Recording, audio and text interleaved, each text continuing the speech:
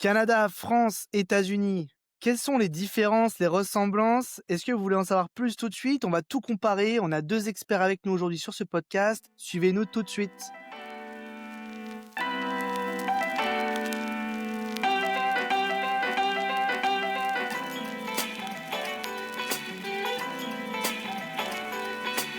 Don't you ever try to get away.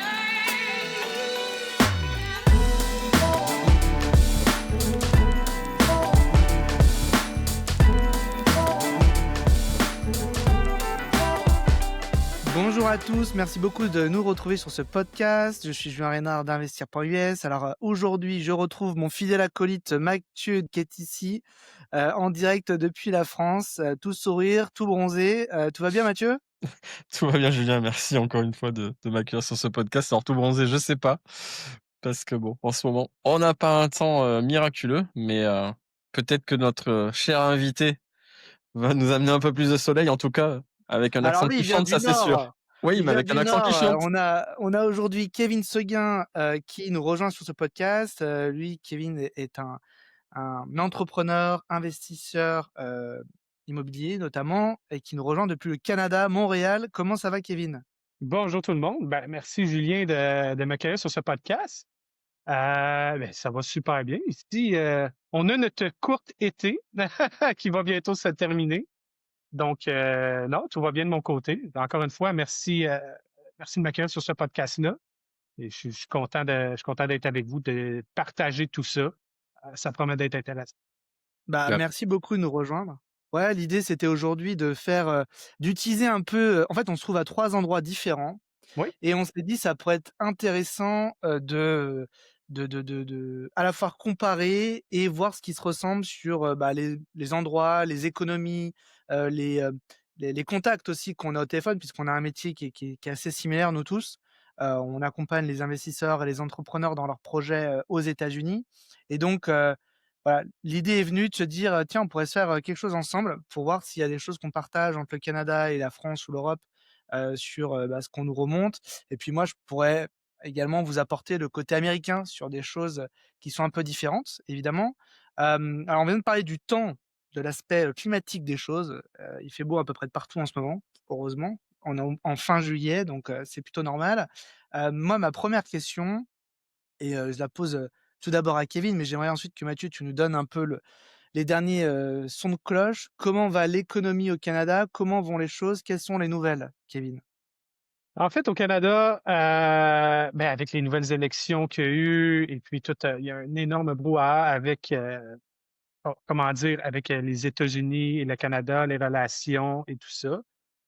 Ça crée une chimie, un petit peu de tension, comme on peut dire, de crainte pour certaines personnes. Mais en général, l'économie, à ce qu'on nous dit, se porte, se porte bien.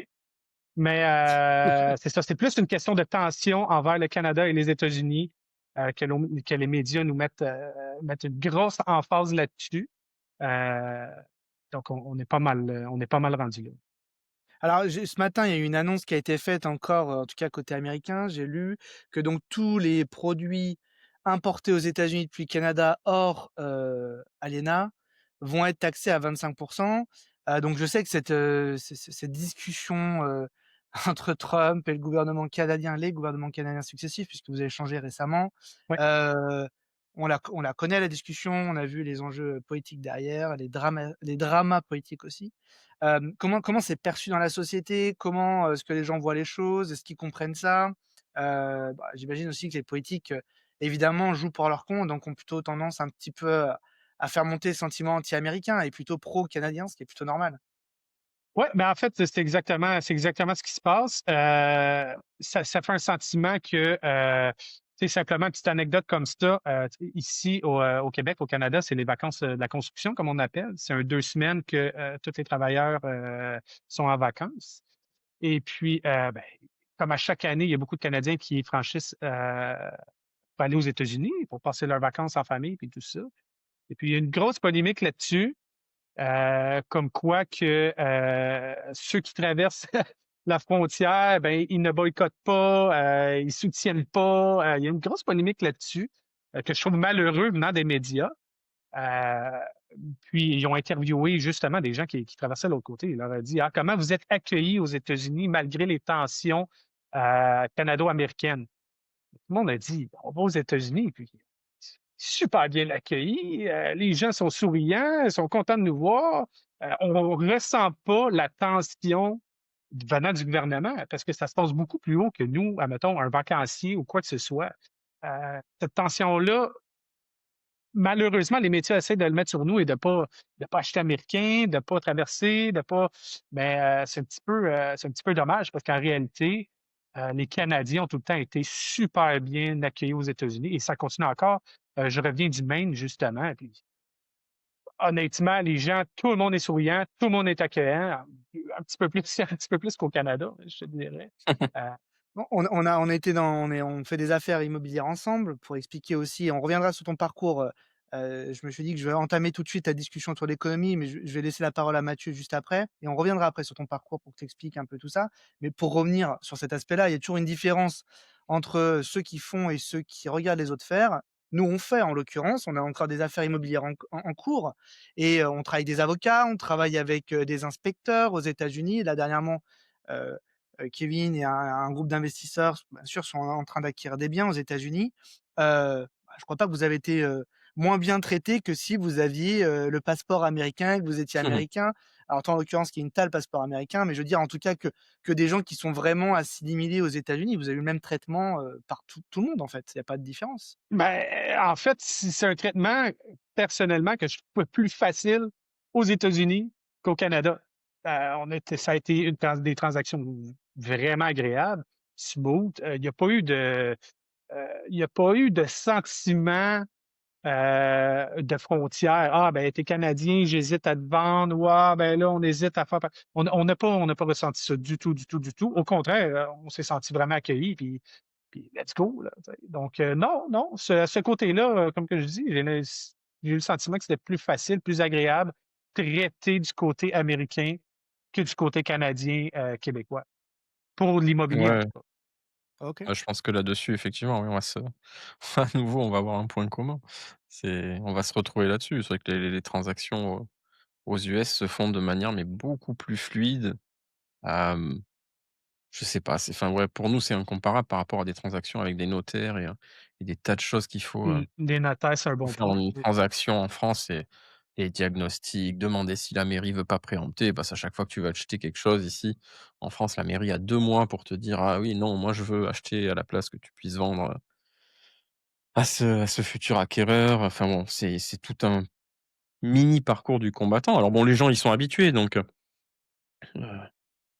certains te diront, «Bon, ça c'est pas un frein, c'est rien». Parce que c'est vrai qu'on y est habitué, c'est comme ça. Mais quand tu commences à goûter à l'investissement aux US et que tu vois comment ça marche, voilà, tu closes en 30 jours ou moins, enfin, il y a pas tous ces droits de préemption et autres.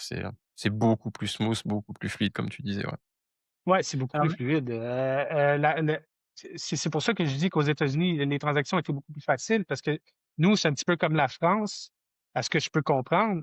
C'est des procédures sur procédures sur procédures pour Mmh. acquérir un bien. Il faut absolument rentrer, cocher toutes les petites cases. S'il y a une Mmh petite mh. embrouille, c'est compliqué, c'est long, il y a des délais. Les Mmh. notaires, c'est long, ça prend des mois. Des fois, sont surchargés. Ça prend des mois à avoir un notaire pour pouvoir closer. Donc, Mmh. là-dessus, d'après moi, le Québec et la France se ressemblent beaucoup de ce côté-là. C'est pour ça que Vous les closez en États-Unis, combien de temps vous closez en combien de temps à peu près au Canada? ça peut se. Il y a des cas exceptionnels, là, mais La habituellement, c'est moyenne? 60 jours et plus, là, plus que OK. ça. Ouais, nous, c'est la moyenne, c'est ça, si tout se passe bien, si l'acheteur a son crédit, s'il a levé toutes les clauses Mhm. du contrat, ouais, il te faut 2 mois minimum, quoi, à partir Ouais, du c'est moment ça. où tu Si as tout est beau, si ouais, tout est blanc, blanc, blanc, blanc, blanc, blanc, blanc. Faut pas qu'il y ait une petite tache, faut pas qu'il y ait quelque chose, sinon c'est des délais, des délais, des délais. c'est Euh, ça. Aussi, puis aussi, c'est, mettons, toi, Julien, tu es habitué avec la construction neuve et la rénovation, les flips et tout ça. Et bien, juste avoir un permis de construction, juste avoir un permis de rénovation, c'est encore une fois, les villes et puis tout ça, des restrictions, des délais, heu, ça démotive beaucoup d'investisseurs, ça. C'est Ouais, vrai. j'entends ça et encore ce matin, j'étais avec un copain, client, enfin investisseur, français. Il a un hôtel qu'il est en train de vendre en France et il m'expliquait toute la complexité. En fait, ils ont déjà signé un contrat, il a déjà un acheteur. Je crois que la vente se formalise vraiment en septembre, mais ça fait en fait, ils ont déjà un contrat ou une forme d'engagement. Ils vont pas closer, la vente avant, fin décembre. Ensuite, il y a une séquestre par le notaire pendant 3 mois. Il aura pas son cash avant mars ou avril, l'année prochaine. Ouais, parce qu'il a dû vendre sûrement, le fonds de commerce. Il a dû vendre Ouais, l'intégralité du fonds. Quand tu vends un fonds, les fruits de la vente peuvent être, séquestrés jusqu'à 5 mois. c'est Tu incroyable quand même, hein. 5 mois. C'est incroyable, hein. Nous, Ouais, C'est fou, nous, c'est tu et fais fou. le c'est la contrat norme, sur hein. une app, hein, au restaurant et demain l'avocat, il a le temps de s'occuper de tes documents, il s'occupe de la vente et c'est terminé, hein. En une Ouais. semaine, c'est fini. Beh, là, avec ma compagne, tu vois, on a fait récemment une session de fonds sur un restaurant et hem et 5 mois. 5 mois pour que le vendeur, puisse récupérer son cash. Waouh. C'est quand Alors du même coup, impressionnant. Mathieu, ouais, c'est long. Ça, Mathieu, c'est tu peux spécifique, hein, pour nous, hein, c'est vraiment pour les sessions de fonds. Quand tu fais une session, classique de bail enfin de local, ça va plus vite. C'est instantané même, Mathieu, tu peux revenir du coup, je te retends la sur perche. l'économie, ouais. Ouais, nous refaire un petit point global et après ce que j'aimerais, c'est revenir vers, Kevin. Une fois que tu nous auras fait ce topo et Mmh. voir un peu les ressemblances et les différences qu'il peut y avoir au Canada et puis la situation globale qui est en France et en Europe. Bah, écoute, Après revenir vers Kevin pour qu'il se réintroduise plus en détail. pour nous, écoute, économiquement, ça va super bien. Écoute, on a signé, Ursula von der Leyen a signé un deal pour nous avec Donald Trump. Ah, ce deal est incroyable. Coûte 15 de de droits de douane contre, 600 milliards d'investissements aux États-Unis et 750 milliards d'achats de produits énergétiques. Attention parce Donc qu'il y a des gens qui vont te prendre au premier degré, hein. Je confirme, c'est du second degré, hein. ah ben là oui, franchement, quel deal! Quel deal! Donc ouais, non, voilà, c'est la petite boutade, le petit clin d'œil, mais non, ça va pas du tout. Enfin, qu'est-ce que c'est que cette ch enfin, tout le monde aujourd'hui se dit: «Mais qu'est-ce que c'est que ce deal?» Ça les voix commencent à se lever. La majorité des pays européens commencent un petit peu à lever la voix. Alors on sait pas trop pourquoi. Est-ce qu'elle aurait dépassé les lignes rouges qui avaient été fixées ou en tout cas les cadres du mandat qui lui avaient été, confiés pour négocier avec Donald Trump? On sait pas trop, mais apparemment ça grince des dents un peu partout. Heu, ouais, non, on va essayer de rester poli, mais c'est pas bon. C'est Et tu sais que Trump a écrit un bouquin il y a 15 ou 20 ans. Le titre, c'est Make a Deal. C'est tous les plus gros deals qu'il a fait, la manière dont mmh. il a négocié. J'aurais voulu recommander à Ursula qu'elle lise ce bouquin Ah, c'est avant bon de ça, ouais. rentrer en Dans la négociation avec pièce. Trump, parce que je pense que là, Ah, il lui a tordu le cou. il a tendu le coup, mais c'est Ah, il lui a Trump. tordu la main. C'est un deal maker. Il est Ouais, connu comme ça aux États-Unis. Des bah, gens ont bien sûr. oublié. C'est le président des États-Unis, mais c'est un homme d'affaires. Mmh. Hem, Mais c'est ça qui est quand même, un petit peu aberrant, c'est que on le sait, on connaît le bonhomme. On sait comment il fonctionne.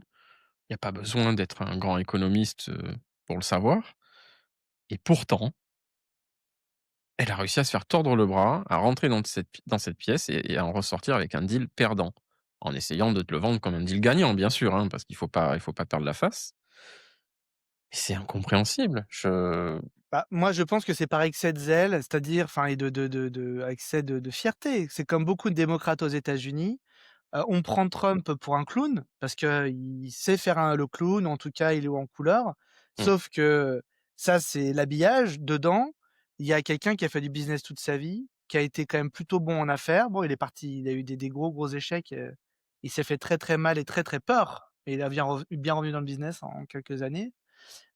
Mais voilà, il a une carrière riche, mais je vois les Européens et la mentalité qu'il y a sur, les États-Unis, enfin, en tout cas, particulièrement Donald Trump. Heu, il y a un côté un peu condescendant, sauf que sur une table, pour faire un deal, heu, je vois des je vois des enfants et un adulte, quoi, à la même table. oui, Genre mais clairement, l'Europe vraiment mais raté une occasion, je pense, de s'affirmer, clairement. on a offert une victoire, je pense, hein, on a offert une victoire, politique à Trump, hein. Ça, c'est indéniable. Je pense qu'aujourd'hui, la plupart des enfin, à la suite de ce deal, tous les journaux ont à peu près titré dans le même sens et aussi bien, voilà, de la gauche jusqu'à la droite, hein, ils ont tous à peu près titré pareil et pour une fois, ils se retrouvent, là-dessus. Tout le monde, voilà, tout le monde dit: «Ouais, non, là, ça va pas, là, c'est» alors la France souhaiterait faire, de la résistance. On n'a toujours pas entendu, Emmanuel Macron s'exprimer à ce sujet. La Révolution française. Voilà, toujours on résistait encore et toujours. Ouais. Donc a priori, il voudrait se lancer dans quoi? On ne sait pas, Est-ce que tu il vois voudrait un résister. impact, est-ce que tu vois un impact sur les investisseurs français qui se mettent un frein dû à justement la précarité, qui ne savent pas trop où est-ce qu'ils s'en aillent, puis tout ça? Tu vois-tu, toi, dans ton entourage, dans ton cercle d'entrepreneurs, des gens qui ont peur de plus se lancer, d'aller plus loin, de prendre plus de Ça, risques? bon, c'est un sentiment général, mais ça n'a pas été renforcé depuis, l'élection de Trump, hein. Ce sentiment général, il existe, mais ça, c'est parce que c'est dû à une politique nationale, hein, qui fait qu'elle n'est pas vraiment pro-entrepreneuriale. Elle est plutôt pro-taxe, Je ce qui connais est ça. pas trop, oui, c'est pas trop les taxes et l'entrepreneuriat, c'est pas trop compatible. Donc mais il y a un moment donné où, alors oui, certes, la France est un des pays qui s'est levé de l'impôt le plus facilement. C'est les meilleurs pour ça.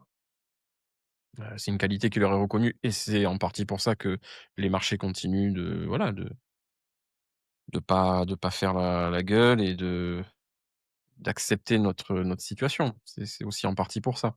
De financer le Ah, déficit, tu veux dire? bah, de quoi parles-tu? On va on va parler du vrai sujet quand Non, même. non, non, on va pas changer de sujet, mais non, mais ils savent très bien que voilà, s'il faut, passer la TVA à 21, à 22, à 23, On est plus à ça se ça près. passera. Voilà, ça se pa ils le savent, on a encore ce levier-là. Donc Incroyable. oui, les entrepreneurs en France, font un peu la tête et puis il y a cette zone grise qui est pas très agréable où tu es l'entre-deux, tu vois? Entre le petit entrepreneur, bon, il va s'en sortir à peu près, tant bien que mal. Le gros entrepreneur, il va s'en sortir, mais celui qui est au milieu et là, c'est la fourchette, elle est large, le panel est large. Là, c'est dur, là, c'est dur. Exactement le même phénomène ici au Québec. C'est soit que tu es petit, tu restes Ouais, petit, soit que tu es extrêmement gros. L'entre-deux, c'est l'enfer. Tu d'ailleurs. peux pas, il y a pas vraiment d'entre-deux, là. Tu peux pas, tu peux pas t'en sortir, là. C'est difficile, ouais. Bah, parce que l'État joue plus son rôle. Ça s'appelle, arriver à voilà, à lancer, les entrepreneurs, de petits à les faire grandir, en fait. En fait, ce qui se passe, c'est que on en revient à nouveau, aux Oui, taxes, il joue c'est-à-dire trop que son rôle, pardon. ouais, mais oui, bah, il le joue Ouais, il plus joue trop bien correctement, son quoi. rôle. Voilà, il le joue plus correctement. C'est-à-dire Voilà, qu'ils élargissent au maximum l'assiette taxable pour, enfin, pour moi, ça produit un nivellement par le bas, hein, du coup et pour taxer le maximum, le plus large possible, mais le barème est enfin, c'est pas bon, quoi. Les barèmes sont pas bons. On le voit, hein, dès qu'on investit aux US, on découvre, bah, les directement, c'est la première chose qui va intéresser un investisseur, c'est de regarder le barème progressif et là, on fait: «Ah, mais c'est ça un barème progressif, en fait».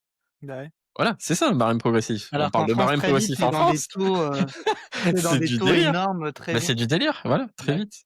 Très, très bah, vite ouais. Bah, ça, et c'est une pour aller chose qui est très chercher, différente. ouais et pour aller chercher après des taxés pour, enfin pour réduire ton assiette taxable, pour aller chercher des niches, bah, c'est pas valable pour tout le monde et généralement cet entrepreneur du milieu va pas avoir accès à ce que le plus gros entrepreneur va pouvoir, faire pour réduire sa fiscalité donc il y a un déséquilibre aujourd'hui total, oui, sur la taxation, ça c'est sûr. Aussi Mmh. bien là, on parle d'entrepreneuriat, mais c'est valable pour l'immobilier, hein, si on doit y revenir aussi, si on doit revenir à l'immobilier, c'est la même, quoi. C'est pareil, en immobilier, tu te fais quand même lourdement taxer. Ben, lourdement, surtout sur les gains en capitaux. Euh, Aussi, ouais, chez ça, nous, c'est pas bon ça. ça, c'est énorme ici, là, les Ouais. gains en capitaux. Dans le fond, le Québec veut sa part, puis sont pro taxes. Hein? Donc, aussi, plus que tu fais d'argent, puisqu'ils veulent leur cote. Donc, c'est difficile de jongler avec tout ça. Puis comme que Mathieu l'a dit, les grands, les gros, ils peuvent s'en sortir avec des stratégies fiscales favorables à l'impôt, tout ça. Le petit, c'est difficile. Il arrive tout juste à se sortir la tête de l'eau. Puis lui, du Ouais, milieu, il fait juste caler. L'entre-deux est vraiment hallucinant parce que les gens qui veulent, comme les entrepreneurs du Québec, qui veulent se lancer, ils se disent: Ah, ben, Colin, ouais, ouais, je vais me lancer, let's go, on y va. On a tendance à penser qu'on va avoir des faveurs fiscales, peut-être, vu qu'on va créer de l'emploi, vu qu'on a l'ambition, tout ça. Mais c'est complètement le contraire. On se retrouve à payer 2, 3, 4 fois plus pour avoir l'ambition d'essayer quelque chose. Ouais, Tandis je comprends. que, tandis que aux États-Unis, par contre, c'est complètement autre chose. Ils sont pro-entrepreneurs. T'as des vraies faveurs. Je sens plus qu'ils t'aident là-bas que ici, dans notre propre pays. Tu sais, oui. c'est une grosse, grosse, grosse différence, ça. Puis c'est pour On te ça que de laisse on plus en plus de monde pardon. veulent faire la transition, là. Ouais. On te laisse le temps probablement effectivement d'avancer, dans le développement de ton entreprise. Je vais juste reprendre la parole 5 minutes si ça vous dérange pas, enfin pas 5 minutes, 1 minute. Juste pour réintroduire Kevin parce qu'on ça fait 20 minutes qu'on parle, et je pense que ça serait bien qu'on revienne sur, Kevin Seguin. Qui es-tu? Peux-tu te présenter? On a fait une longue intro, sur, La la situation digression même. économique, mais je pense que c'est bien que les gens qui nous écoutent aussi, qui, connaissent forcément bon, qui me connaissent précisément et qui commencent à bien connaître Mathieu, bah, qu'ils comprennent, qui tu es et pourquoi est-ce qu'on est tous les 3 sur ce podcast. Tu peux te représenter un petit peu ton parcours professionnel? Voilà, tous ces aspects-là. Ouais, ben, en fait, ben, comme vous avez reconnu mon accent, je viens du Québec. Euh, En fait, moi, j'ai été un travailleur toute ma vie. Et j'ai été un travailleur entrepreneur. J'ai eu des entreprises en construction. J'ai été directeur général pour des générales ici. Et tout ça, j'ai tout le temps été pas mal dans le bâtiment. Dans le bâtiment et l'investissement immobilier, les flips et tout ça. Et puis, jusqu'à un moment donné, je me suis dit, ah, à cause justement les restrictions qu'on a au Québec, je me suis dit, ah, j'aimerais vraiment ça, je sais pas comment faire. Je veux investir aux États-Unis parce que j'ai de la famille là-bas et j'ai la double citoyenneté. Donc, pour moi, j'ai une barrière qui est déjà descendue. J'ai une facilité à pouvoir aller investir là-bas. J'ai déjà mon numéro social et tout ça. Je me dis, ah, comment faire? Comment faire? Comment faire? Donc, j'ai commencé à faire mes recherches. J'ai commencé à m'intéresser à la fiscalité américaine, à savoir comment faire. J'ai, ben, tout au long de mes recherches, ben, j'ai j'ai tombé sur des gens pour m'aider, mais j'ai tombé aussi sur des gens pour... je visais la Floride et puis, ouais, ben, c'est ça, il y a des gens qui, ah oui, ben, viens avec moi, paye ça, on fait tout pour toi, mais des prix exorbitants. Tu sais, j'ai senti que c'était pas vraiment les services que je recherchais. Donc, j'allais voir ailleurs. Et puis, j'avais un sentiment que j'avais pas l'information que j'avais besoin, puis je suis un curieux de nature.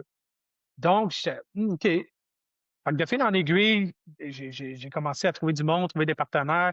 J'ai rencontré Julien, j'ai rencontré du monde. Puis j'ai eu une idée de, OK, je veux vraiment aider les Québécois, les Canadiens à franchir ce pas-là.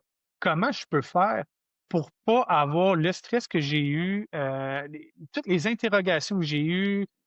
Comment je peux faire? Donc, c'est là que j'ai eu l'idée de créer une entreprise en collaboration pour justement aider les Québécois dans toutes leurs transactions jusqu'à l'immigration. Donc, c'est pour ça qu'aujourd'hui, on est les trois ensemble parce que nos branches fit toutes ensemble. C'est vraiment ça l'objectif. On travaille tout en collaboration pour offrir sur un plateau d'argent l'investissement américain, l'investissement immobilier américain. Donc, ça fait un grosso modo de ce que je fais. On ira plus en détail euh, par la suite, mais en gros, c'est pas mal là où est-ce qu'on en est. Et je peux confirmer, moi, depuis ma position aux États-Unis où je reçois, tous les jours des contacts, historiquement plutôt des contacts européens francophones, probablement parce que je suis français d'origine, mais on a beaucoup de Canadiens, francophones. qui, contactent aussi, régulièrement. Donc je pense que la proximité géographique forcément entre le Canada et les États-Unis, je pense qu'il y a encore il y a beaucoup, beaucoup de gens qui historiquement s'intéressent à l'immobilier, mais il y a de plus en plus de gens aussi qui, adhèrent, de plus en plus, à la on va dire, au modèle états-unien, on va dire, avec, la volonté potentiellement de s'implanter, de s'installer, ou faire des affaires même entre les 2. Mais, je pense que oui, c'est il y a une offre à mettre en place pour les petites et moyennes entreprises, ces gens dont on parlait, qui, se retrouvent plus dans le système notamment canadien et qui peuvent arriver à trouver aux États-Unis, ben, un pays qui va leur mettre en place une rampe de lancement, voilà, pour, grossir. Exact. Exactement, exactement. Puis c'est surtout avec, c'est drôle parce que c'est un petit peu un paradoxe avec ce qui se passe, les tensions, canado-américaines. C'est un petit peu un paradoxe parce qu'il y a des gens qui sont encore, plus anti-américains, qui mettent encore plus de barrières, qui veulent rien savoir, qui boycottent, qui achètent plus rien américain, tout ça. Mais il y a l'autre partie, qui pensait vouloir éventuellement quitter le Québec à cause écoute, de toutes les restrictions qu'on a, pour vouloir investir aux États-Unis. Ben, eux, ils se sentent encore plus prêts de faire le move à cause de ce qui se passe présentement. Donc, ça filtre un petit peu les gens, puis ça les motive à vouloir bouger, de ne pas rester dans une fiscalité vraiment lourde pour les entrepreneurs, puis pour les gens qui veulent réussir, qui ont un rêve. Parce qu'il ne faut pas oublier que les Québécois, malheureusement, avec tout ce qui est fiscalement parlant, des protocoles sur protocoles, j'ai l'impression que les Québécois, ils s'autorisent plus à rêver comme qu'ils ont rêvé avant. Tu sais, il n'y a pas le rêve québécois, ça n'existe pas, mais le rêve américain, ça existe. Puis c'est quelque chose de Ouais, réel. C'est quelque mais chose de le réel. le Puis c'est les gens, ils doivent s'en rendre compte. Puis on est là pour faciliter le pont entre les deux. Euh, on le fait, plusieurs gens qui le font, c'est de montrer l'exemple. C'est beaucoup plus facile qu'on pense. Il faut juste s'autoriser à rêver et de voir plus grand. Il y a d'autres choses. Il y a d'autres choses que le Québec. Puis si on pense à notre patrimoine, à ce qu'on veut, c'est important de laisser tomber ces barrières-là. Mmh. Tu voulais ouais. rajouter quelque chose, Mathieu? Non, non, mais c'est vrai qu'en plus, le Québec a une particularité, c'est que c'est un peu la double peine pour eux, tu confirmeras sûrement ça, Kevin, c'est que vous avez une entre guillemets «une double fiscalité» parce que vous avez la Oui, fiscalité applicable du Canada, mais en plus, il y a la surcouche du Québec. voilà, double imposition en partant, oui, exactement. Puis ça C'est devient très enfin, lourd. ouais, c'est Le fédéral est plus flexible, par contre. Et, OK. tu sais, quand on a une entreprise, le fédéral est plus flexible, il y a des programmes. Mais le Québec, il est assez requin. Il est assez vite sur la gâchette, mettons. Ça vient très lourd parce que ça peut te créer, ça peut te freiner. Puis tu veux avoir, tu veux aller plus loin dans tes développements, mais ça te prend des conformités d'absolument tout. Écoute, c'est très lourd, puis c'est très compliqué pour rien Ouais. de vouloir avancer. Tu sais, Bah, ça, c'est le bon vieux héritage français, hein. Là, on se retrouve tous bien, derrière ça, voilà. C'est ça. Enfin, je crois que c'est ça, hein. Ouais, ouais, non, c'est vrai que C'est c'est la politique, c'est ça. C'est la politique qui a là-dessus été menée là-dessus on se depuis rejoint, ouais. 30 ans. Ouais, c'est la même chose. Bon, Mais, sans parler, comme disait tout à l'heure Kevin, hein, dès qu'après tu commences à attaquer les taxes sur le capital gain, enfin sur les gains en capitaux en fait, bon là tu commences un peu à découvrir la douloureuse. ben, pour revenir C'est à pareil chez nous, hein. oui. pour revenir rapidement sur les marchés immobiliers, là, ce que vous voyez, toi, Mathieu, en France, comment, pour parler un peu plus précisément d'immobilier, c'est un bon baromètre, puis c'est quelque chose qu'on connaît tous puisqu'on est tous, dans ces métiers-là, dans nos pays respectifs, Mmh. comment sont les choses actuellement là sur, les affaires? Les taux d'intérêt ont diminué un peu en France, je pense. Ça a Oui, repris un petit peu, il y a des transactions. alors les transactions de toute façon ont baissé parce que, les prix de vente ont chuté, les transactions ont baissé par rapport à 2024, hein, j'entends. Parce qu'en 2024, ça a freiné énormément à cause de la montée des taux d'intérêt. Aujourd'hui, oui, on est redescendu. Aujourd'hui, on va être autour de 3,2 à peu près, Taux d'intérêt, tu veux dire? 3,2. Ouais, 3,2 de taux d'intérêt. Sur En 20 ans, 2020 25? Ouais, plutôt 25, ouais. 25 ans, ouais. Plutôt 25, ouais. Et alors que, en 2024, on avait eu un pic on avait frôlé les 4 quoi. Enfin, on était à bon, pour les plus mauvaises banques, hein, on va dire. C'était à 3,8 ou 3,8 passé, quoi. Ah, ça fait rêver Kevin, hein, ces taux d'intérêt, hein. Ah ouais, Ouais, bon, oui, c'est vrai que oui, pour oui. vous bon, mais c'est vrai que, Oui, ouais, tu dis, c'est le ah, mauvais c'est C'est exemple. avant, quoi, mais c'est édulcoré par le gouvernement, hein, qu'on se trompe pas, hein. Ouais, c'est Il y a pas compliqué. de rendement donc Mais c'est vrai que, voilà, comme les taux d'intérêt ont tendance à rebaisser depuis le début de l'année, ça a redonné un petit peu d'air aux investisseurs. Mais bon, derrière, le problème, c'est la rentabilité qui est toujours aussi basse. On va pas parler de villes comme Paris où ça va être vraiment je pense le pire rendement. Alors quand on parle, moi, c'est toujours délicat de parler de chiffres. Hem, on va parler, d'un investisseur lambda, pas quelqu'un qui est capable, d'aller chercher du off market ou ouais, ouais, ouais, ouais. d'acheter un bien pour le retaper, machin. Parce que tu auras toujours quelqu'un pour te dire: «Non, mais c'est pas vrai, moi je fais pas 3%, je fais du 10%». Mais je Oui, comprends ce que tu veux dire et je suis voilà, d'accord avec voilà. Donc je c'est veux bien de parler juste de ça. voilà, je Ouais, veux ouais. juste cadrer le truc. Là, on parle Ouais, ouais, je vraiment suis d'accord avec ça. on parle d'investisseurs lambda, quelqu'un qui se dit: «Ben, je veux diversifier mon patrimoine, j'ai déjà peut-être un peu une assurance vie, je veux faire un peu d'immobilier». Monsieur tout le monde, il va aller voir une agence immobilière ou il va regarder sur des sites d'annonces, il va chercher un appartement, une maison, peu importe, hem et il va investir pour avoir du rendement et se dire: «Bon, bah, quand j'aurai fini mon crédit, je pourrai revendre et je ferai une plus-value». Voilà, ce monsieur tout le monde-là, en région parisienne, il va avoir accès à quoi? À 2,5-3. Donc pour autofinancer, autant te dire que tu as intérêt à amener un paquet de cash en amont. Si tu vas, 2,5-3 quoi de rentabilité, oui, de rentabilité brute, hein, brute, brute, brute. Ah brute? ouais, ouais, brut, brut, brut, Oh oui, là bah, là. je parle en brut, ouais. Ah oui, oui. De 2,5 à 3 de rentabilité Sur brute, hein, Paris. faut payer Ouais, toutes les sur Paris. charges. C'est ça exactement, la C'est CSG, loyer divisé par prix d'acquisition, hein. Juste la donc formule mathématique, c'est ouais, ça. ouais. Mais non, Paris, c'est le pire exemple. Après, des villes comme Lyon ou Bordeaux, qui te parleront plus et qui me parleront plus, Ouais. on est à sensiblement sur la même chose. Tu pas beaucoup mieux, hein, je pense à Lyon ou Ah à Bordeaux. si, ouais, Un si peu quand même. mieux? Ouais, Un peu si, si, mieux? si. Ouais, ouais, ouais, tu peux tourner autour de 3,5-4. Mais tu es pas dans le triangle d'or, quoi, tu es 4. Ah périphérique non. ou dans Ouais, voilà, ouais, il faut non, aller non. chercher quand même déjà un peu là, Bah, ouais. Triangle d'or, les prix au mètre carré s'envolent et le problème, c'est qu'à Bordeaux comme à Lyon, en France, on a ce capping sur les loyers sont encadrés dorénavant.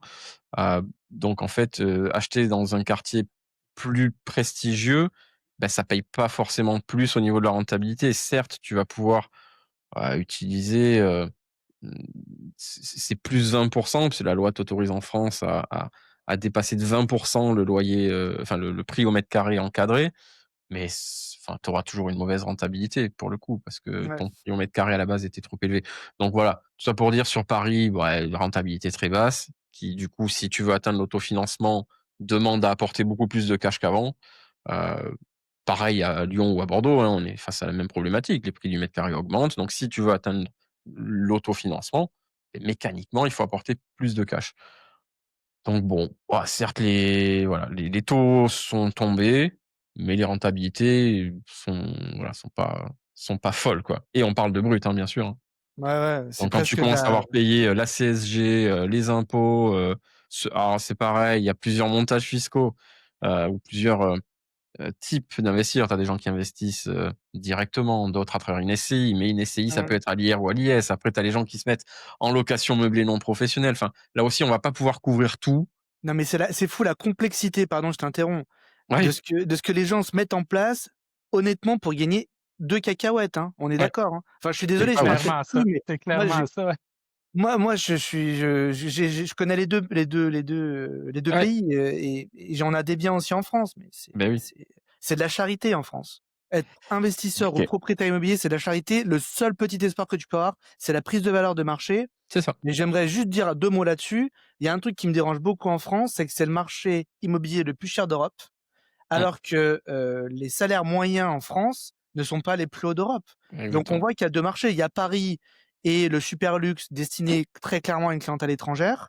Mmh, Le reste du pays est surgonflé par et l'État et parfois des poches qui sont aussi, attractives pour des étrangers.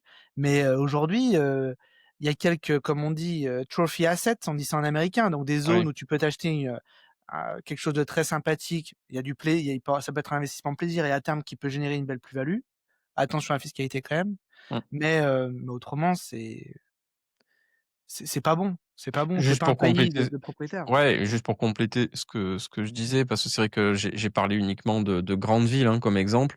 Donc forcément, heu, certains te diront: «Bah oui, mais il faut sortir des grandes villes, il faut aller chercher, bah, en périphérie ou en zone rurale». C'est vrai, les opérations sont plus intéressantes en zone rurale ou en périphérie. Donc ça, voilà, je tenais à le préciser. C'est vrai que peut-être monter, et espérer faire Ouais, un petit, 5. ça c'est un 5 brut, hein, dont on Ouais, parle, ouais, ouais, brut, ouais, si ouais, ouais. je dois comparer ça, Mmh. oui, il y a des marchés qu'on connaît, Ouais. Sud-Ouest Floride ou au Nord-Est Mississippi, on arrive Et à puis avoir avec aujourd'hui des rendements, et plus a de 8 net.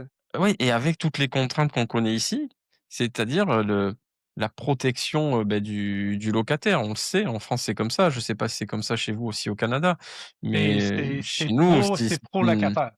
voilà, si tu ne payes pas de loyer, bah, tu es parti Pas pour grave. une ga ça c'est pas si tu ne payes pas, pardon, si ton locataire ne te paye pas le loyer, tu es parti pour, des procédures Ah ouais. interminables, Ouais, et ouais, ouais, ouais. c'est, allez, tu es Ouais. parti généralement pour des 18 mois de procédure. Même s'ils ont essayé d'arranger ça, avec les saisies sur salaire qu'ils ont mis en place en début d'année, mais dans les faits, ça se traduit pas par une amélioration parce qu'il faut de toute façon qu'un juge, autorise la saisie, donc c'est C'est pas ouais, évident, on va dire. bullshit. Alors Ouais. Kevin, est-ce que tu te retrouves dans ce petit, topo Ouais. de Mathieu? Des choses qui Oui, te parlent? vraiment. Comment se passe le marché là actuellement au Canada, à Montréal, au Québec? Quelles sont les nouvelles? Comment tu sens les choses? Ben, le marché immobilier, présentement au Québec, ce qui arrive, il faut être extrêmement créatif, justement pour essayer d'avoir un petit peu de rendement. Parce qu'au Québec, malheureusement, un petit peu comme en France, tu as plus de cash flow positif sur un immeuble à revenus. Tu vas faire ton argent sur la plus-value, sur le refinancement sur le long terme.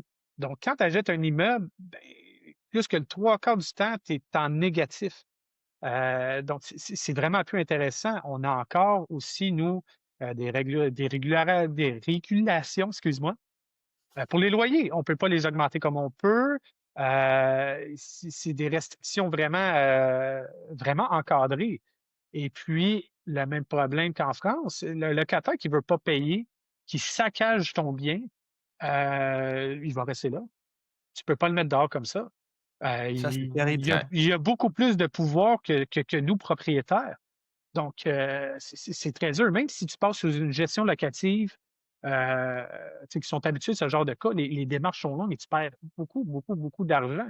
Déjà que Ah ouais. Ouais. tu un bien, tu achètes un plex, que déjà que peut-être que tu arrives kiff-kiff, que les charges sont payées, peut-être que tu as pas à débourser de ta poche. Fait que tu peux pas te permettre un locataire qui paye pas. Ouais. Qui paye pas, là, c'est directement de ta poche. Puis le système fait en sorte que malheureusement, c'est dur de la mettre dehors. Il faut que tu ailles. Encore une fois, on est pro-procédure au Québec. Procédure sur procédure, il faut que tu aies des arguments solides. Écoute, tu ne peux pas mettre n'importe qui dehors. Puis je trouve ça vraiment dommage euh, que ça soit. Ben, Ça on joue respecte pas directement sur la le cash flow. ouais, ça respecte pas la propriété, quoi, Non, pas du clairement. tout. Pas du tout. Donc là, après, ben, le propriétaire, il réussit à prendre acquisition de son bien à lui. Il faut qu'il remette des milliers de dollars dedans parce qu'il est saccagé. Ouais. Ça n'a pas de sens. Puis l'autre, le locataire, ben, il est parti faire ça à une autre place. Et C'est malheureusement, compliqué. ah, C'est hyper compliqué, ouais. ouais. Donc, c'est pour ça que le marché, oui, tu peux aller un petit peu plus en région parce qu'il arrive, c'est que nous, il y a Montréal, il y a Québec, tu sais, des grosses De villes. ville. L'immobilier tourne autour de ça pour les plex et tout ça. Et puis, ces derniers temps, ces dernières années, il y a beaucoup d'entreprises qui font du mentorat et puis des cours sur l'immobilier, comment investir sur l'immobilier au Québec, des stratégies, puis tout ça. Donc, il y a un énorme engouement. Les investisseurs veulent investir et toutes ces entreprises-là qui font ça, je leur lève mon chapeau parce qu'il faut être créatif tout le temps. Parce que tout le monde se centralise aux mêmes places. Puis là, en plus, tu vends des cours, des séminaires, puis tout ça pour investir. Tu dois pas avoir la même stratégie que ton concurrent.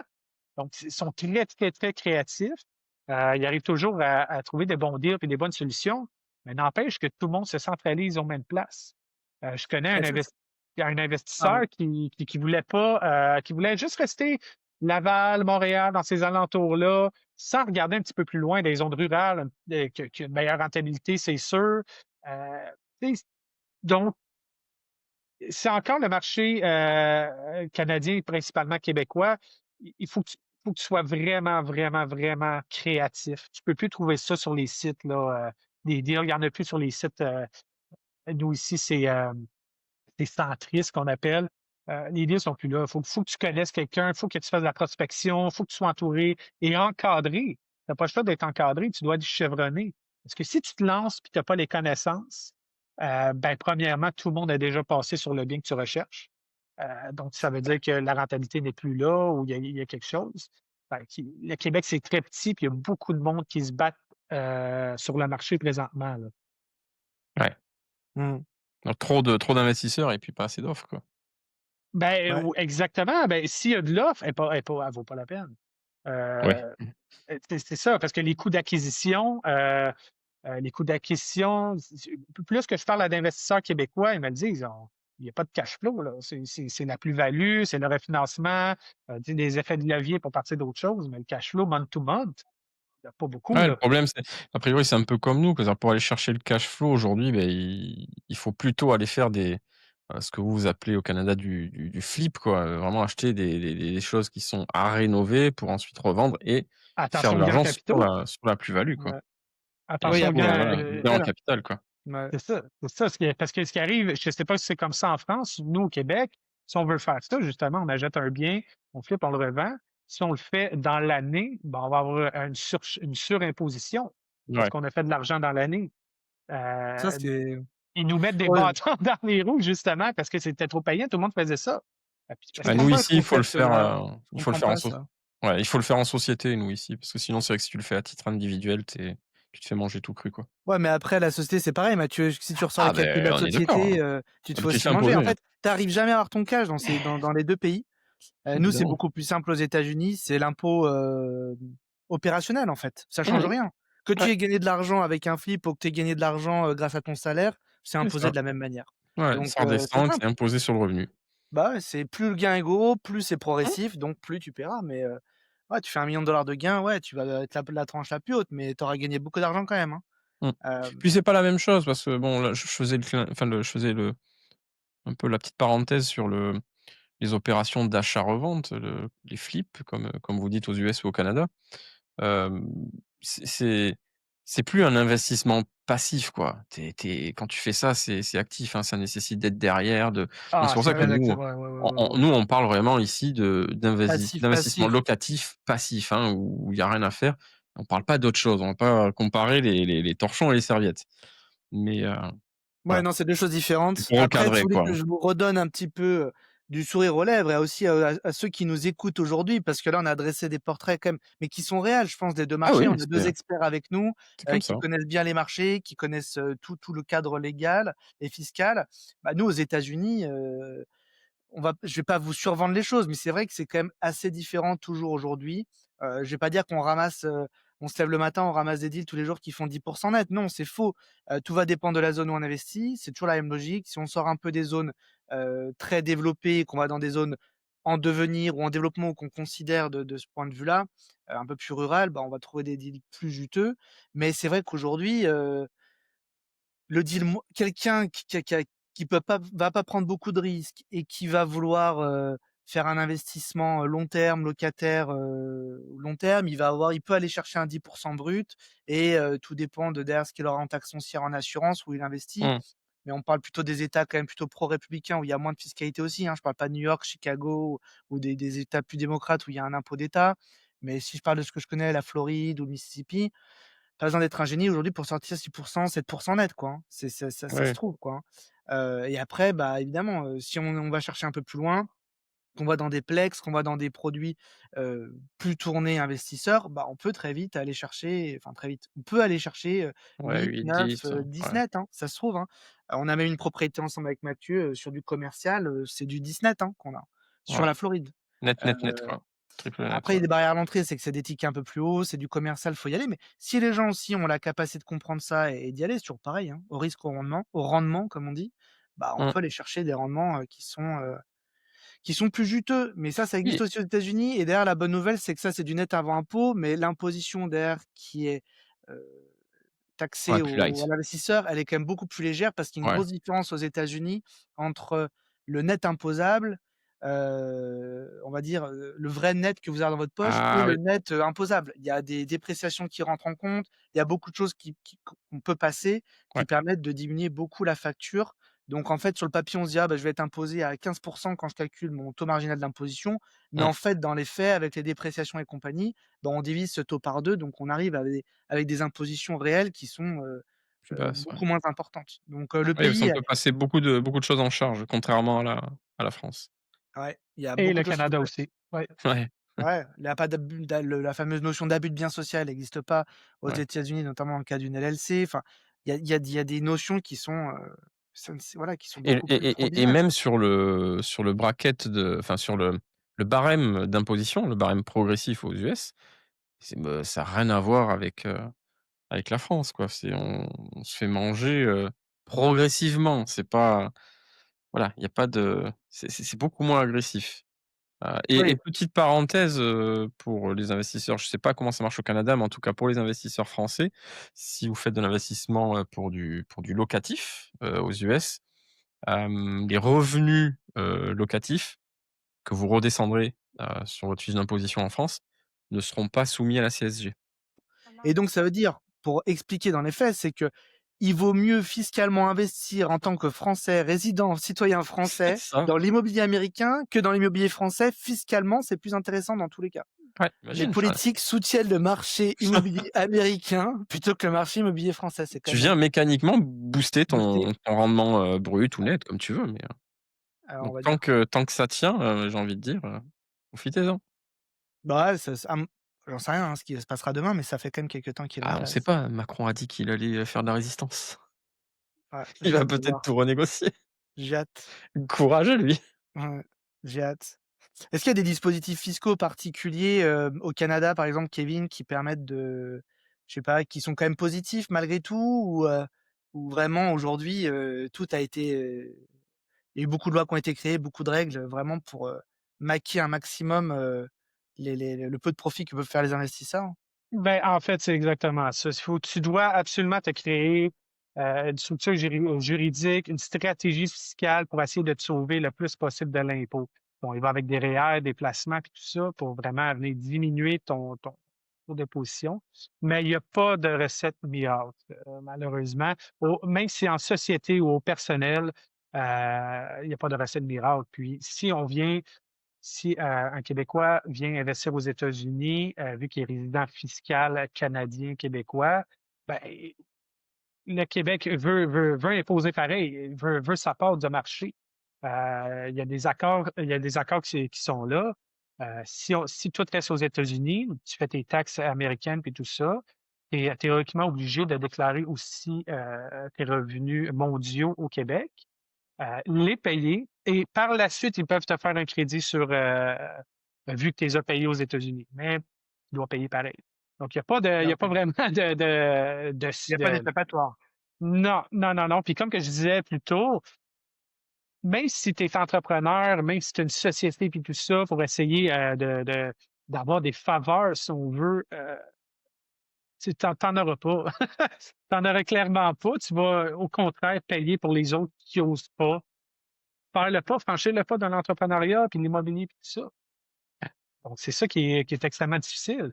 Parce qu'en Ouais. partant, si je me pars une société individuelle, une corporation individuelle, si je suis toute seule et que j'ai pas 3 employés et plus, je suis surimposé de 8 juste parce que j'ai pas 3 employés ou plus. Donc, c'est difficile, c'est difficile. Je te dirais au Québec, c'est pour ça que c'est vraiment plus attrayant l'aspect LLC fiscalité, particulièrement de la Floride, qui est c'est hallucinant la différence, là. Le gain qui te reste dans les poches, la facilité à avoir accès à des crédits, puis un marché qui est vraiment plus dynamique, c'est vraiment pas la même chose. Puis c'est pour ça que je pense qu'en France, c'est un petit peu le même phénomène. Ça vient donner une pression, un stress beaucoup à l'investisseur inutile. On irait beaucoup plus loin, beaucoup plus vite si on n'aurait pas toutes ces restrictions-là, ces peurs-là d'imposition. Euh, Personnellement, je trouve que ça irait mieux, un petit peu comme les États-Unis. Écoute, c'est hallucinant, là, le gap entre les deux. À chaque fois que je vais aux États-Unis pour affaires, tout ça, je reviens ici. C'est c'est pas la même mentalité du tout, du tout, du tout, du tout, du tout, là. C'est hallucinant, là. Puis ça, C'est ça clair, Ouais, vient, c'est clair. ça vient avec le fait que c'est difficile. C'est difficile de s'en sortir au Québec. Tu sais, comme que je disais plus tôt, le rêve québécois, c'est pas comme le rêve américain, là. c'est Mais pas ce qui est ma pareil, ouais. ouais, mais ce qui est marrant, c'est que, en fait, on découvre qu'au Canada, bon, peut-être que les Français se sentiront moins seuls, finalement, à l'écoute de ce podcast. Ils découvriront que Probablement, oui. niveau pression Ouais, fiscale On aura peut-être pu aider quelques personnes à se soigner la tête. Vous êtes ouais, pas voilà, c'est niveau pression fiscale, le Canada, c'est ouais, en tout cas Québec et encore plus Québec, c'est c'est pas tout rose, hein, ah non, c'est mais pas tout rose. La seule différence et qu'on a, c'est l'accent, je pense, parce que mais qui a bizarrement, vous l'accent? avez Nous pas nous ou vous? On sait plus ah, maintenant. oui, on ne c'est sait ça. plus. Selon du côté où tu te places, c'est nous qui avons l'accent. Ouais. Non, mais ce Mais qui est bizarre, c'est qu'ils ont cette pression fiscale, hem, alors que vous avez pas le taux d'endettement que l'on a nous en France et ça, on se dit: «Pourquoi? Pourquoi il y a cette pression fiscale là-bas, alors que vous êtes pas aussi endettés que nous, quoi?» Ou c'est alors Bah, il y vous a quand parce même les mêmes enjeux, hein. Il y a des enjeux de retraite, il y a des enjeux de caisse de sécurité sociale, il est le Canada met la main à la poche, ils ont fait un choix qui est un choix aujourd'hui, c'est une social-démocratie, hein, oui, comme les oui, le socialisme, hein. c'est pas libéral, purement libéral comme les Ouais. États-Unis. J'aimerais revenir sur une autre chose, un peu différente pour qu'on change un peu de sujet. En fait, heu, on a fait un peu l'état des lieux, immobilier, fiscalité, voilà l'économie. J'aimerais bien qu'on si vous avez des cas concrets de gens dernièrement avec qui vous avez parlé dans vos pays respectifs ou des contacts que vous avez eu via le business, de gens qui voudraient s'installer aux États-Unis, qui voilà, voir un peu les derniers topos. Moi, je vais vous donner un cas que j'ai eu hier. J'ai pas eu le temps de parler avec toi Mathieu, mais j'ai eu des gens hier en Zoom pendant 1 heure qui, tiens, qui viennent de vers chez toi, du sud-ouest de la France et hem qui, ont chacun une activité indépendante. Monsieur est dans la photographie professionnelle, Mmh. elle est dans le domaine de l'agence, digitale, et du coup c'est des gens que tu as eu Mathieu au téléphone? Non, non, mais ça me parle, c'est photographie scolaire, c'est ça? Ouais, c'est ça. Ouais, ouais. Tu as vu passer ça? Oui, oui. OK. Je les ai eus hier, en ligne et du coup, bon, on projette visa E2 quoi, implantation aux États-Unis, c'est le rêve. Mmh, Là, ils sont, enfin le rêve, c'est leur objectif, un rêve ouais. aussi en même temps américain À et Austin, Texas, ils veulent s'installer. voilà, c'est ça. Donc ils sont à Austin, Texas actuellement, donc on a fait un Zoom hier, où j'ai représenté un peu comment est-ce qu'on pouvait les accompagner et également, effectivement, bah, essayer de pas faire l'avocat du diable, mais les faire réfléchir sur pas mal de choses. En tout cas, voilà, une forme de lassitude, voilà, tout ce qu'on s'est dit là ressort et bon, c'est un exemple parmi, tant d'autres, mais des gens qui ont un peu d'argent, voilà, donc plein de gens comme ça là qui Mmh. sont vraiment, sur le départ. Il y avait cette question qui revenait par rapport à Trump, parce qu'ils écou voilà, on leur disait tous les sons cloches: «C'est pas le bon moment d'aller aux États-Unis, il y a Trump, c'est le bon moment, c'est en train de tout booster», donc elle me demandait aussi mon avis. Moi, j'ai expliqué que depuis que je vis aux États-Unis, j'ai eu Obama, Trump, Biden, Trump de nouveau, pardon. Ah Pas eu oui, beaucoup de changements dans ma vie, de tous les jours. On a vu quand même quelques changements business plus ou moins importants, mais que de mon point de vue, je voyais pas un cataclysme arriver, puisqu'on est une confédération d'États. Donc après, ce qui va compter, c'est aussi quel État on choisit pour, c'est ça. s'implanter et venir vivre. Est-ce que vous avez des expériences, vous, là, dernièrement, des gens qui vous ont parlé? Kevin, tu as quelqu'un, auquel tu penses, toi? Ou tu as un retour d'expérience à donner, je sais pas, des gens qui t'a Ouais, parlé, en fait, ben, en fait, beaucoup. Comme que je disais plus tôt, les gens, à cause de cette pression de l'imposition et tout ça, un cas qui m'a un petit peu, j'ai compris son move de vouloir venir aux États-Unis puis de vouloir investir sur le marché américain, justement à cause de pression imposable, tout ça. Il a dû payer pas loin de 1 million de dollars en impôts, en taxes, en amende de conformité, parce qu'il n'y avait pas ses Donc dollars papiers de canadiens, hein. conformité. Un Un Canadien, oui. million de dollars. Ouais, canadien, ouais.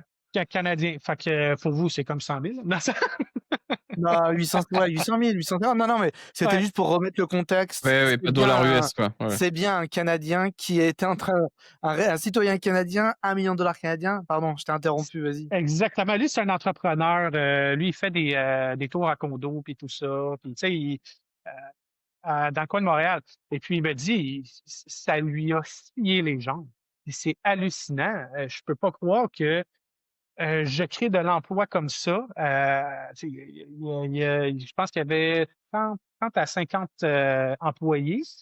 Et puis, excuse-moi, ici, OK, 30 à 50 employés. Puis, il me dit, c'est hallucinant, là, on peut pas continuer comme ça. Fait qu'il est venu me voir, il me dit, qu'est-ce que je peux faire? Ça n'a pas de sens. J'ai payé, il s'est fait tout voler les gains qu'il a fait. Autrement dit, il a perdu de l'argent en essayant de faire de l'argent.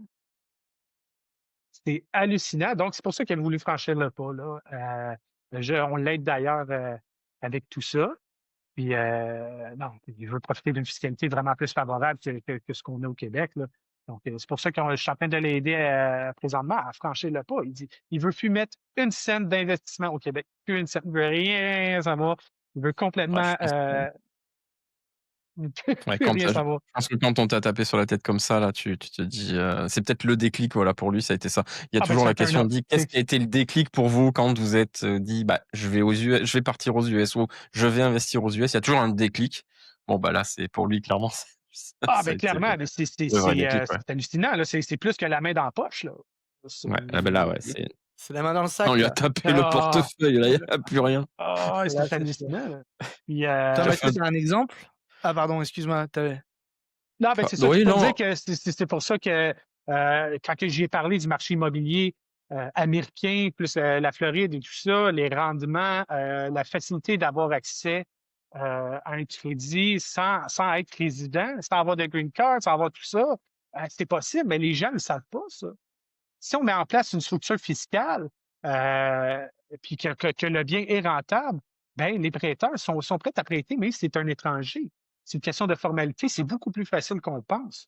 Puis en y Non, mais si dans expliquant ça, l'immobilier, même avec un visa, même avec un investissement immobilier, bon, assez massif, hein, quand même, apartment building, des choses assez, voilà, qui nécessiteront un management on-site, une gestion, directement, enfin, créer une vraie structure autour de l'immobilier, c'est possible d'obtenir ces papiers avec ça, sans visa E2, hein, oui, bien oui, sûr. absolument, absolument. Puis c'est là-dessus qu'il veut s'aligner, mais pas la il veut un petit peu se sauver, là.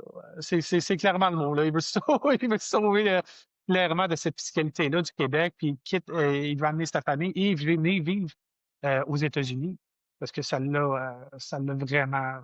C'est le gros mot, là. Turn off, turn off, turn off, turn off. Il ne veut plus rien investir, il ne veut plus rien savoir. Tu sais. Ouais. non, mais c'est vrai que nous, même de notre côté, avec Julien, par rapport à l'activité d'accompagnement sur Visa E2 qu'on a créée là avec, French Associates, on a de plus en plus d'appels dans ce sens. Tu parlais, Julien, tout à l'heure de ce couple-là, qui était dans la photo scolaire plus particulièrement. Heu, des appels, de personnes qui veulent, quitter la France, s'expatrier, il y en a de plus en plus. Hem, certains veulent partir en visa E2 aux US comme ces gens-là. D'autres veulent partir dans d'autres pays, mais veulent bénéficier de l'attraction fiscale des États-Unis, la facilité de faire du business et donc veulent créer des LLC, aux US tout en vivant dans un autre pays, ce qui est tout à fait, possible. Hem Et c'est vrai que, beh, récemment, moi, j'en ai eu un, mais je pense, à peu près en même temps, là, c'est cette semaine que tu as eu ces gens-là. Moi, je l'ai eu en début de semaine, quelqu'un qui était, sur une application, on va dire, digitale, sur une app. Il vend des services via une app, autour dans le secteur de l'immobilier et bah, même, même topo. Heu, il constate, de manière, oui, impuissante que la pression fiscale est telle que bah, il voit mal l'évolution de sa société. Il a l'impression qu'on lui met plus de bâtons dans les roues, que l'on ne lui facilite finalement l'entrepreneuriat. Donc c'est un exemple de plus où cette personne, bah, souhaiterait créer ça. Alors lui, il envisage de partir dans un pays plutôt vers l'Asie, et de créer ensuite sa société, sa LLC aux US pour pouvoir, continuer de vendre son service web, enfin son service digital pardon. Hem, enfin c'est tous les jours ça. Ça c'est peut-être une activité un peu plus particulière. On a des fois des clients un peu plus, avec des activités plus terre à terre, hein, de la des gens qui veulent se lancer dans la restauration, on voit de tout, mais on en voit de plus en plus, oui. On en voit de plus en plus. Bah, oui, je pense qu'on a résumé la situation en début de podcast. Voilà, les conséquences après, c'est que les gens, ont des envies d'ailleurs et puis veulent retrouver une forme de liberté, Ouais, gagner voilà. Payer de l'impôt, oui, mais il faut que ça reste raisonnable, parce qu'il faut quand même que le fruit du travail, l'effort qui est fait pour gagner cet argent, bah, il y a une récompense, voilà. c'est ça, Ouais, Et c'est vrai c'est que ça. dans la vie de tous les jours, moi je vois des gens ici quand même aux États-Unis, heu, qui gagnent bien leur vie quand même. Les salaires ont beaucoup monté là en 3 4 ans et le fait que la fiscalité soit pas trop confiscatoire, bah, les gens continuent à se faire plaisir, voilà. Mmh, Les restaurants sont pleins, heu, les, heu, les gens changent de voiture, alors parfois, attention, il y a des gens qui vivent un peu à crédit, qui sont comme on dit paycheck to paycheck et qui sont un peu au-dessus de ouais. leurs moyens, mais globalement quand même, cet aspect-là, il est beaucoup moins présent maintenant que probablement il y a quelques années. Je viens de lire un article là ce matin, c'est marrant cet article, je l'ai lu ce matin, on vient de me le renvoyer à l'instant, on m'a renvoyé cet article pour me montrer. Il y a aujourd'hui, on considère que enfin, il y a une étude qui a été faite, un Américain sur 15 est millionnaire. Il y a 22 et millions de millionnaires aux États-Unis aujourd'hui. Donc, hallucinant. bon évidemment, la valorisation des biens aussi et de l'immobilier a crû, donc ça ne fait qu'augmenter, mais on voit que le PIB par habitant, tout un tas de baromètres économiques, bah, ont beaucoup monté dernièrement aux États-Unis, hein. Entre le moment où moi je suis venu m'installer aux États-Unis et où j'ai quitté la France maintenant il y a presque 10 ans, honnêtement, on a vu que cet écart, se grandir, Oser, ouais. ouais, se creuser. À l'époque, il y avait pas un écart qui était si important en fait, hein, et le coût de la vie aussi n'était pas aussi différent. Ouais. C'est vrai. Mais malgré tout, oui, le coût de la vie a plus monté aux États-Unis qu'en Europe, qu'en France, mais les revenus aussi sont beaucoup plus soutenus, quoi. Ah, c'est Il y ça a suit, ça suit l'évolution. Ça suit l'évolution et ça a même, parce qu'en fait, en Europe, par exemple, les salaires ont pas beaucoup bougé, hein, en 10 Non. ans. Ça a Non, pas beaucoup bougé, hein. Comme au Québec non plus, Bah ça reste là, mais tout augmente. Les bah, taux oui. d'intérêt augmentent, les Alors loyers augmentent, le prix des maisons augmente, mais le l'inflation salaire, il Oui, reste là. parce que tu le marché est international, donc il y a besoin d'importer des choses. Il y a une concurrence internationale. Les Chinois grandissent, gagnent plus d'argent, les Indiens aussi, les Américains aussi et à côté de mmh, ça, tu as une Europe, qui bouge beaucoup moins, Canada aussi, qui est plus lent et bah, du une coup, bah, Europe qui veut encadrer et réguler, quoi. Toujours ouais, pareil, on en revient toujours au même. ouais, mais sauf que, bah, ça pèse après sur la vie quotidienne de C'est beaucoup de ça. gens, en fait, hein. Ça a créé aussi des fossés parce à côté de ça, tu vois quand même beaucoup de milliardaires en Europe, même il y a des grosses fortunes au Canada C'est ça. aussi qui ça augmente beaucoup parce que ces gens-là sont très exposés à l'international, donc eux, ils gagnent à tous les coups. Quand tu es Exact. présent dans 150 pays, que tu vends des sacs Louis Vuitton, tu es obligé de gagner à un moment donné, pour prendre cet exemple-là, puisqu'il est connu. Mais effectivement, si tu as une petite moyenne entreprise de construction dans ton pays et tu es uniquement dans le pays d'origine et que le pays d'origine, c'est pas bon, bah, là, ça va beaucoup plus peser. Voilà. C'est assez marrant l'exemple que tu donnes sur Vuitton. Chacun pourra essayer de regarder, chez lui. Regarder, sur le site de Louis Vuitton on va dire des pièces de maroquinerie qui sont assez demandées, même des petites pièces, hein, sur des portefeuilles ou autres, et amusez-vous à regarder où est-ce qu'il est dispo. Sur chaque article, on peut regarder où le produit est dispo. Tu peux choisir la carte et cocher uniquement les magasins ayant le produit en stock, OK. et là, c'est assez parlant parce que tu vois que, en Europe, il y a très peu de petits points verts qui apparaissent, et OK. en Asie, en Chine, c'est rempli. C'est les articles sont dispo partout en Chine, tu vas avoir peut-être une cinquantaine de points en Chine, et en Europe, tu vas en avoir 5, 6, 7, s'il y Bah, en tu a, vois, tu et viens s'il y en a, d'inventer le et c'est ça l'objectif aujourd'hui de Vuitton, c'est l'Asie, c'est le marché chinois. tous les stocks partent là-bas. On voit qu'il y a une réallocation, il y a une réorientation. Il privilégie moins le marché européen aujourd'hui que le Tu bon. as inventé le baromètre Louis Vuitton. Donc, pour savoir où vous implantez à travers le monde, ou voilà, si vous Non, avez mais prévu pour c'est vous parlant. expatrier. Mais oui, mais parce que Parlant non, mais blague économiquement, à voilà. part. Mais si tu Non, leur poses la question, ils te diront: «Oh non, non, pas du tout». Mais le site est là pour que tu puisses voir où sont les stocks disponibles et tout le temps. En Asie, c'est plein. L'Europe, beaucoup moins. non, mais blague à part, le luxe, en tout cas, la maroquinerie comme ça, c'est clairement la dernière chose que tu t'achètes, quoi. La première chose, c'est tu Mmh, manges, tu te mets un toit sur la bien tête, sûr, tu t'achètes une voiture. Donc clairement, c'est un mais bon ça veut dire quelque baromètre chose. parce que c'est là où les gens continuent à avoir de la marge, quoi. Ils continuent à la fin du mois, il y a de la place encore Et pour voilà, s'acheter, un produit de maroquinerie de luxe. Et exactement. c'est un bon baromètre, hein. Ben Allez oui, voir, tiens, je savais pas qu'il y avait ça. Mathieu, il est eh toujours oui. plein de bonnes astuces. Je sais pas si c'est un bon baromètre, mais Mais ça même aux dit quelque États-Unis, tu chose. vois?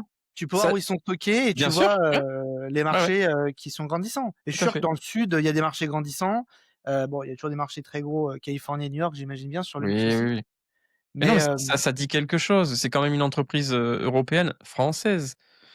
Mince, et tu vois avec ça, beh, quels sont les marchés visés? C'est quand même assez bon, il y a pas besoin d'avoir fait une grande école pour pouvoir analyser ça, quoi. ouais, l'origine et l'histoire est française. Aujourd'hui, l'argent, il est, Ouais, évidemment, c'est le yuan, c'est le dollar, c'est autre chose, c'est hein. ça. Donc ça m'a fait assez sourire quand j'ai vu ça. Est-ce que tu as un C'est la baromètre, petite Kevin, toi, de anecdote. ton côté, que je sais pas, le baromètre, sirop d'érable, Ah, poutine? j'essayais de réfléchir si j'en ai un, mais non, non, je n'ai pas une aussi bonne que ça, non. Non, c'était une petite Vous avez parenthèse, des mais grandes voilà. fortunes au Canada aussi, non? C'est ça, Oui, il y a des heu grandes fortunes. Il y a c'est un petit peu comme, comme on disait un petit peu plus tôt avec l'entrepreneuriat, soit que tu es petit, classe moyenne, soit tu es très, très riche. Tu sais, comme il y a pas vraiment de gap entre les deux à cause du taux d'imposition. Donc oui, il y a des grandes richesses, il y a des gens très, très riches au Canada et au Québec aussi, là. Je dis pas que c'est tellement difficile que personne réussit, tout ça.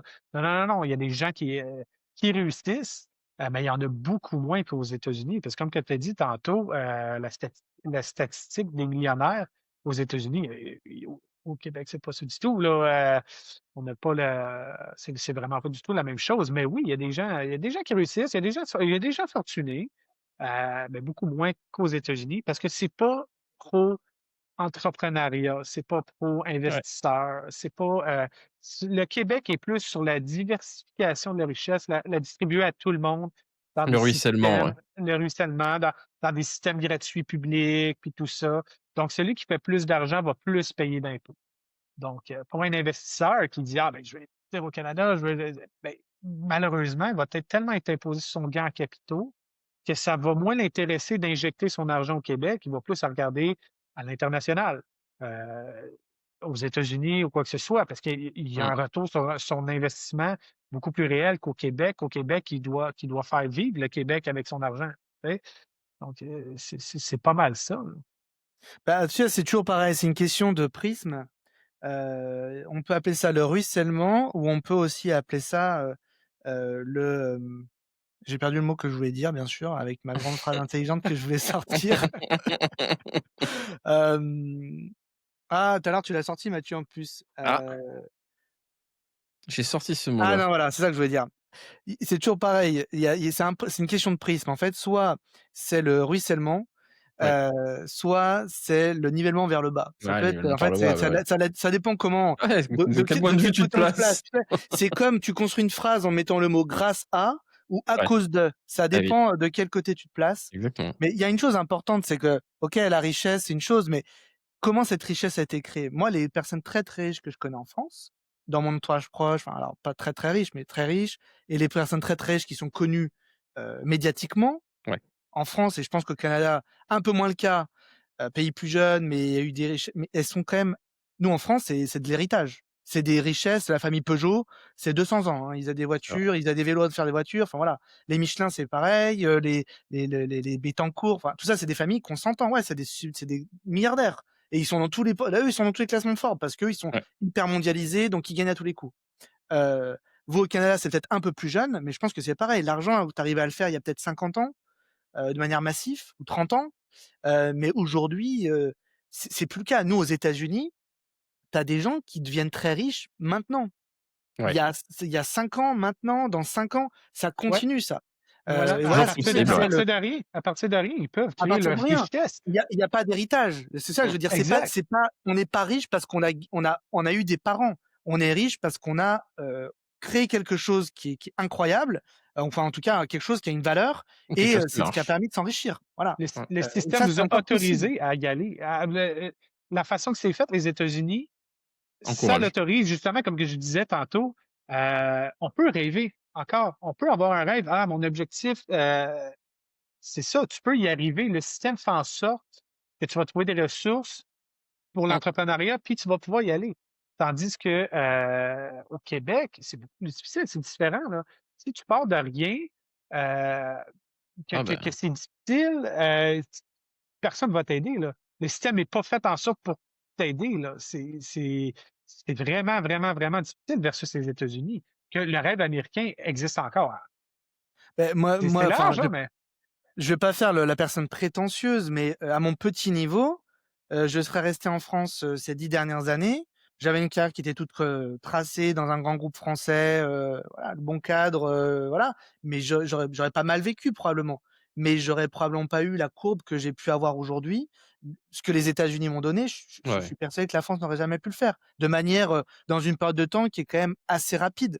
Voilà. tellement courte, ouais. Moi, je suis arrivé ici avec pas tellement d'argent, j'avais pas tellement d'argent de famille et pas du tout même et on est arrivé, voilà, à créer, je pense, quelque chose, en travaillant, et en se creusant un peu les ménages, que d'autres personnes peuvent faire, mais ouais, on c'est impossible en France d'arriver à le faire et Il je y a pense que aussi il y a aussi une chose aux États-Unis qui est un peu peut-être différente de la France. Alors je sais pas au Canada, mais c'est un peu, je vais pas dire la facilité, c'est peut-être pas le mot, mais en tout cas oui, la facilité des rencontres et la manière dont tu peux faire très rapidement du business avec les gens.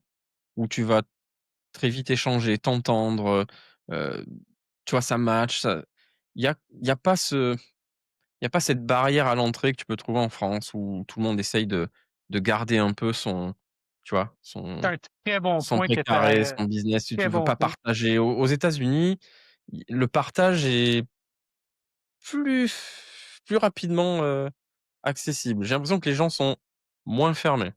mais tu sais, je vais te dire une chose, le fameux elevator pitch qui est devenu le standard quand tu veux pitcher ta boîte à Mmh, un groupe de business angels ou de venture capitalistes, en fait, c'est pas une caricature.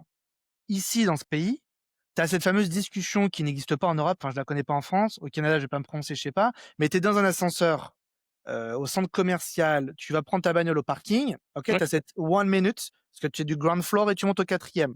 mmh, Et bah, tu auras toujours une discussion avec quelqu'un. mmh, Alors moi, j'ai des enfants, ils vont toujours dire à ma petite fille qui a 5 ans: «Ah, j'adore ta robe». Enfin, si c'est une dame. Si c'est un monsieur, ça va être: «J'aime bien ta montre». Si c'est ou mmh, il y a toujours une question, ouais. voilà, un truc. Enfin, pas tout le temps, mais généralement. Il y Et a une ben, porte qui voilà, ça s'entrouvre. peut amener on sait pas, en fait, ça peut amener, à certaines choses. Ouais, C'est je l'ai déjà vu. Alors c'est pas hyper récurrent, mais après oui, quand tu es dans une soirée, tu peux encore plus connecter. C'est plus tu as du temps, mais les mmh, choses se font, les gens sont très naturellement. se mettent très à l'aise. Ouais, Il y a beaucoup moins de préjugés. On juge pas les gens sur, ouais, l'apparence, le vêtement, le cadre est pas très important, en ouais. fait. Voilà. Moi, j'ai discuté de deals de plusieurs millions de dollars avec des gens en short et en tongs dans des caves de bâtiments, ça m'est déjà arrivé, hein, Ouais, ouais, ouais. mais pas choquant et aujourd'hui, probablement, je m'américanise aussi, les gens doivent me voir, enfin, personne n'est choqué avec ça, je pense. Ouais, ouais. Je viens pas en pyjama quand même pour signer un loan à la banque, mais je veux dire, c'est presque ça, quoi. Ce qui compte, c'est ce que tu fais, c'est pas ce que tu montres ou c'est ce que tu es, ce que tu fais. Et en fait, tu as dit le mot juste tout à l'heure, c'est le jugement, quoi. Ouais. Il y a pas de jugement. Il y a pas de jugement, il y a pas de jugement sur, même si tu as eu des échecs dans le passé, il y a pas de jugement là-dessus. Hem, tout est différent. La manière de voir Ouais, les choses est ouais. différente, La l'ouverture d'esprit est mentalité. différente. Ouais. La mentalité des gens, aux États-Unis versus au Québec, mettons, est vraiment différente. Comme c'est un bon point, à chaque fois que je vais, mettons, en Floride ou quoi que ce soit, les gens te parlent, te sourient, te disent bonjour, on parle des sujets de n'importe quoi. Euh, Tandis que ici, au Québec, c'est plus difficile. Le contact humain est plus difficile. Et surtout en affaires, les gens ont tendance à se méfier les uns des autres au Québec. À un certain niveau, tu sais, ils se voient tous un petit peu comment, qu'est-ce qu'il y a à me prendre, lui, tu sais. Tandis que aux États-Unis, ils sont beaucoup plus ouverts. Ah, qu'est-ce qu'il y a à m'apprendre? Qu'est-ce qu'il y a à m'offrir? Je suis intéressé. C'est vraiment une grosse, grosse, grosse différence que je vois de plus en plus.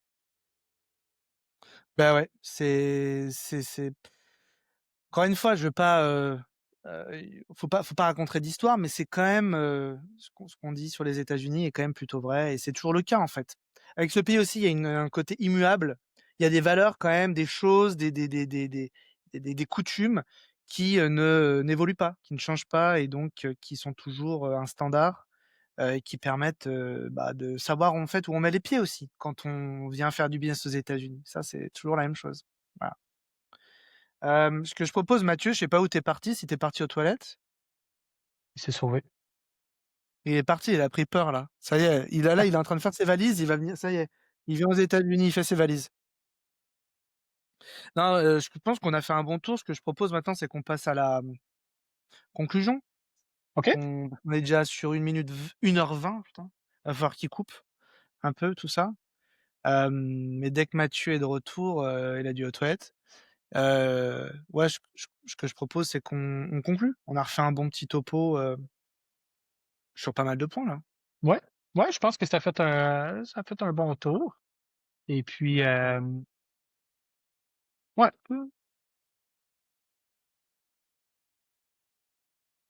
Il fait beau là à Montréal? Oui, enfin. Enfin? Mais vous, tout Enfin. l'été là, vous avez tous les festivals, c'est la grande vie là à Montréal. Oui, ben, c'est juste le temps. Le Québec est réveillé quelques mois, puis c'est justement, oui, il y a beaucoup de festivals puis tout ça, le plus possible, là, beaucoup à Montréal, là. Donc, C'est chouette. ouais, ouais, c'est le fun, c'est le fun. C'est de la vie. On vit dans un petit laps de temps. On a le temps d'en profiter, qu'il fait beau, puis c'est présentement. Fait que c'est le fun, Ouais. fun. Vas-y. Bah, merci beaucoup à chacun d'entre vous, Kevin et Mathieu, pour votre temps et pour la présence sur le podcast. Je pense que c'était intéressant et que, bah, tout le monde peut s'y retrouver, nos amis canadiens francophones, nos amis français, belges, suisses, luxembourgeois, tous ceux qui parlent le français, quoi. Bien sûr aussi l'Afrique francophone, qui peuvent être intéressés par des sujets d'investissement ou d'implantation aux États-Unis. Est-ce que, chacun d'entre vous, Mathieu, et toi, Kevin aussi, vous pouvez, bah, ou vous voulez, nous, dire un dernier mot, un dernier conseil, recommandation pour ceux qui voudraient, investir ou s'implanter aux États-Unis? Kevin, un petit mot? Oui, en fait, c'est pour dire à tous mes confrères québécois, canadiens, que c'est 100% possible. Il y a une structure à mettre en place. C'est important de s'entourer d'experts pour vous aider dans la transition de ça. On est formé pour ça. On est là, disponible pour vous. Vous avez des questions, quoi que ce soit. On est là pour créer une facilité 100% francophone aussi. Il ne faut pas oublier, Julien, que on offre un service qui est 100% francophone. Il n'y a pas de barrière de langue avec nous. On est des Français, des Québécois qui ont fait de la transition, qu'on connaît le marché, qu'on connaît les formalités. On est là pour simplifier justement cette transaction-là. Donc, à tous les Québécois qui m'écoutent, si vous avez des questions, si vous voulez en savoir plus, si ça vous intéresse, une seule adresse, Cana Investus. On va mettre toutes les coordonnées dans le bas. On est là pour vous. On offre aussi, on travaille sur des cours en ligne présentement, comment investir et s'implanter aux États-Unis. On fait beaucoup de contenu aussi informatif. On rencontre des gens et tout ça. Donc, Cana Investus, on est là pour vous simplifier ça, le tout en français. Merci beaucoup de m'avoir accueilli, Julien et Mathieu. C'était vraiment enrichissant. C'est le fun de voir Avec que, plaisir. bon, la France n'est pas si différente que le Québec, que le Canada. Eh Donc, oui. je trouve que ça fait un bon lien avec l'investissement américain. Euh, c'est soulageant de voir que on peut s'en sortir, puis on peut faire des affaires vraiment fructueuses ailleurs que notre my Propre papier. pays. Ouais, non, Exactement. merci pour ton temps, ouais, Julien. Julien et Kevin, pardon. Merci pour ton temps, Kevin. Je vais la refaire. Bah, pour après, oui, de notre côté, pour les investisseurs français, bah, Pour nous, il y a une adresse, c'est, french-associate.us.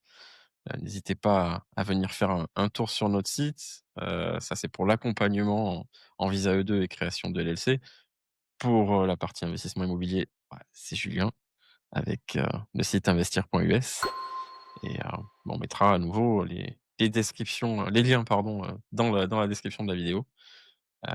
Vous pouvez nous retrouver aussi heu, en podcast audio pardon, aujourd'hui, sur Spotify et le podcast vidéo sur la chaîne investir.us dans le petit onglet podcast. C'est parfait, j'ai plus rien à dire. Oh, tu hallucinant. Bon allez, juste un dernier conseil. Moi, je vais mettre que côté français, voilà, il est pas trop tard. Bien au contraire, il y Ouais, a plein de choses à faire aux États-Unis. Bon, le but, c'était pas d'être négatif sur nos pays d'origine, plutôt d'essayer de dresser un constat, factuel. Il y a plein de choses positives aussi dans ces pays, mais bon, là, on parlait purement business, hein, c'est le but du podcast, et puis surtout, on est là pour vous accompagner. On voilà, on pense vraiment qu'on est capable et qu'on a l'expérience pour le faire, aussi bien sur la partie immobilière, investissement immobilière que sur la partie accompagnement, implantation en visa E2 pour vous mettre en position de succès. Mais voilà, n'hésitez pas à nous contacter. Vous avez toutes les adresses, tous les sites web pour prendre contact et puis, on vous dit à très bientôt. Bye bye. merci à tous, au prochain Salut, épisode. merci beaucoup. Ciao.